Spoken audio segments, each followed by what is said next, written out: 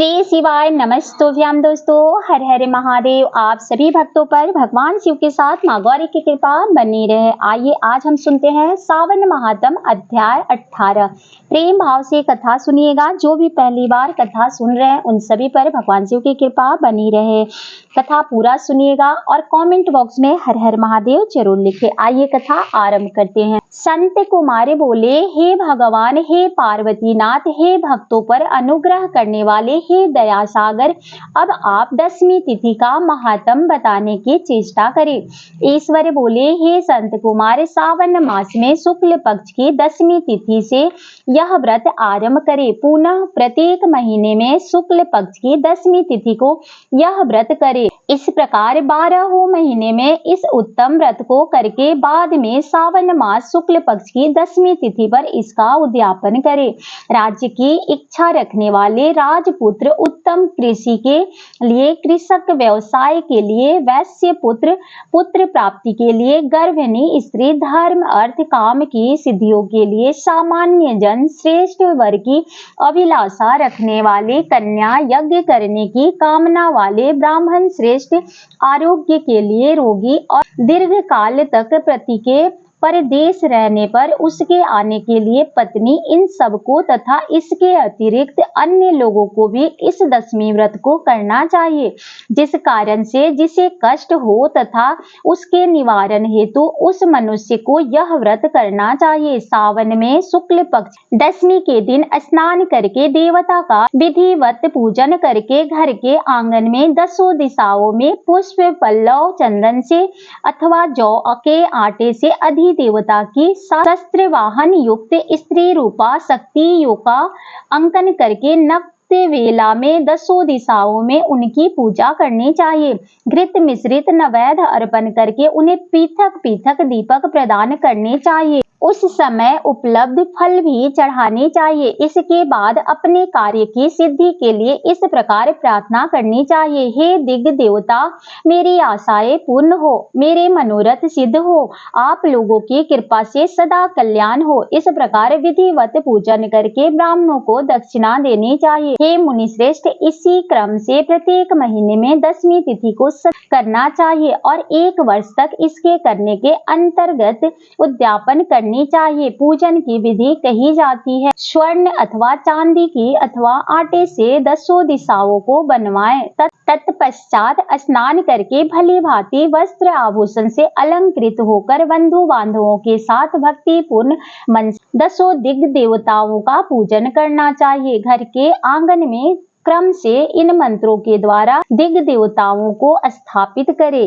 इस भवन के स्वामी और देवताओं तथा दानवों से नमस्कार किए जाने वाले इंद्र आपके ही समीप रहते हैं। आप ऐसे नामक दिग्ग देवता को नमस्कार है। हे आशे, अग्नि के साथ परिग्रह विवाह होने के कारण आप आग्नेय कही जाती है। आप तेजस्वी रूप तथा पराशक्ति है, अतः मुझे वर देने वाली हो। आपका ही आश्रय देखकर वे धर्मराज अभी लोगों को दंडित करते हैं, इसीलिए आप सैमिनी नाम वाली हैं। हे याम्ये, आप मेरे लिए उत्तम मनोरथ पूर्ण करने वाली हो। हाथ में खड्ग धारण किए हुए मृत्यु देवता आपका ही आश्रय ग्रहण करते हैं, अतः आप निवृत्ति रूपा है। आप मेरी आशा को पूर्ण कीजिए। हे वरुणी, समस्त भुवनों के आधार पर तथा जल जीवों के स्वामी वरुण देव आपसे निवास करते हैं, अतः मेरे कार्य तथा धर्म को पूर्ण करने के लिए आप तत्पर हो। आप जगत के अधिस्वरूप वायुदेव के साथ अधिष्ठित है, इससे आप वायु हैं। हे वायु, आप मेरे घर में नित्य शांति प्रदान करें। आप धन के स्वामी कुबेर के साथ अधिष्ठित हैं, अतः आप इस लोक में उत्तरा नाम से व्याख्यात हैं। हमें शीघ्र ही मनोरथ प्रदान करके आप निरंतर हो। हे यास्नी, आप जगत के स्वामी शंभु के साथ सुशोभित होती है। हे सुबह, हे देवी मेरी अभिलाषाओं को पूर्ण कीजिए। आपको नमस्कार है, आप समस्त लोगों के ऊपर अधिष्ठित है, सदा कल्याण करने वाली हैं और सनक आदि मुनियों से घिरी रहती हैं। आप सदा मेरी रक्षा करे। सभी नक्षत्र ग्रह तारागण तथा जो नक्षत्र माताएं हैं और जो भूत प्रेत तथा विघ्न हरने वाली विनायक है, उनकी मैंने भक्ति युक्त मन से भक्ति पूर्वक पूजा की है। वे सब मेरे अभिष्ट की सिद्धि के लिए सदा तत्पर हो। नीच के लोकों में आप सर्वो तथा नेव लोकों के द्वारा सेवित हैं, अतः नाग पत्नियों के सहित आप मेरे ऊपर प्रसन्न हो।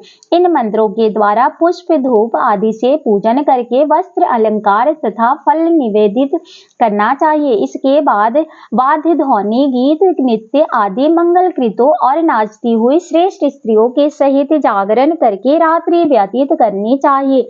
कुमकुम अक्षत तांबुक दान मान आदि के द्वारा भक्ति पूर्वक मन से उस रात्रि को सुख पूर्वक व्यतीत करके प्रातः काल प्रतिमाओं की पूजा करके ब्राह्मणों को प्रदान कर देना चाहिए। इस विधि से व्रत को करके क्षमा प्रार्थना तथा प्रणाम करके मित्रों तथा प्रिय बंधु जनों के साथ लेकर भोजन करना चाहिए। हे तात, जो मनुष्य इस विधि से आदर पूर्वक दशमी व्रत करता है वह सभी मनवांछित फल को प्राप्त कर लेता है। विशेष रूप से स्त्रियों को इस संतान व्रत को करना चाहिए, क्योंकि मनुष्य जाति में स्त्रियां अधिक श्रद्धा का कामना परायण होती है।